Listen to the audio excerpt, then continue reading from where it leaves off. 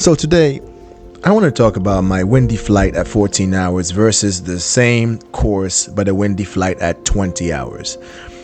Just to kind of explain to you what the difference of 6 hours and a little bit of exposure makes. You can see my face here. I was not having a good time, and this is just to kind of give you an indication. This is a landing. You'll see it a little bit later on in the video. However, this here is 20 hours and it's my second high wind experience. Now, in the first one, it blew me off to the left, but I just show this to give you an idea of the fact that the wind was gusting and throwing us off. As you can see, here's a nice overcast cloud layer. I actually really like that view. You look at the cockpit here, it's not stable, but there's a little bit of a difference. Is my demeanor is totally different from before and from the flight that I took at 14 hours.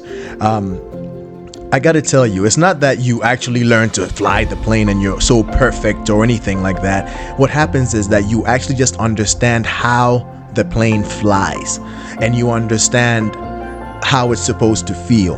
And that gives you a little bit more confidence in operating it. Right here, I am not enjoying myself. I'm fucking going nuts. And here we go back to the 20-hour shot. Look at the difference in demeanor. It's still blowing around. Trust me, I was in there. I know what I felt. It's still a little uncomfortable, but I'm managing the plane a lot more efficiently. I'm able to think. See, it's all about being able to take a moment, still your nerves, and even though you're feeling all this crazy stuff, to still fly the plane, to still do what you're supposed to do.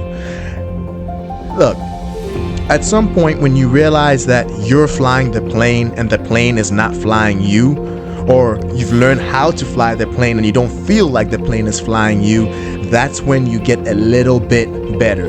Look at this landing here. This was the first landing of the day for that crosswind, the first crosswind day. I was not feeling happy. I was feeling very uncomfortable. I landed the plane. I started to bounce like a basketball.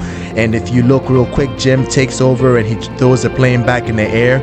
And I am not happy. It sucks because I'm feeling all these crazy feelings. I didn't even realize that it's okay to land at certain angles or to steer yourself into the right angles. But now I know.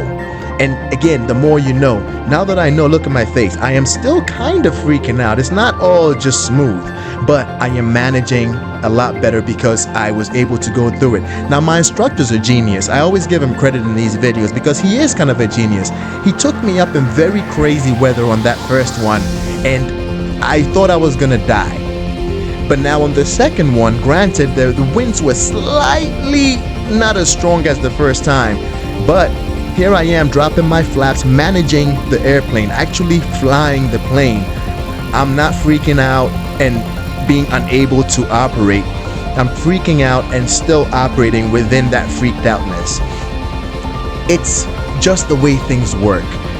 I don't know how far you are behind me in this process, but I want you to take a look again at my 14 hours and my first crosswind.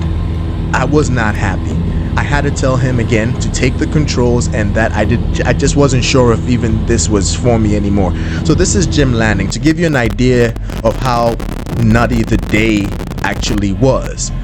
I mean, I didn't know you could do this. That's the problem. I did not know that this is normal. This is the thing. When you don't know something's normal, of course you're gonna find it crazy. So give it some time. Again, let's look at 6 hours later, 6 flying hours later, not the same day, 6 flying hours later. The winds are still blowing me. I'm still not feeling that good, but I'm managing this plane a lot better than before. And that's the part that throws me off. The fact that it is still swinging around, but I knew this was meant to happen. I knew this was supposed to happen. And so I wasn't freaking out. Jim is talking me through everything. The guy's like a gargoyle if you look at him. He's silent, he's watching, and he's going. But he had a little smile right there, right before. You'd have seen it if I play it back.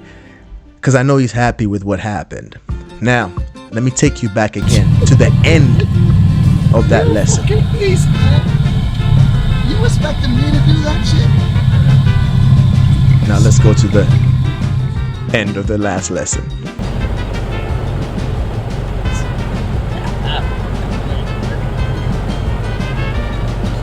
Listen, this shit is wild. You just have to trust the process and go through the crazy parts of it. That's the only way you learn.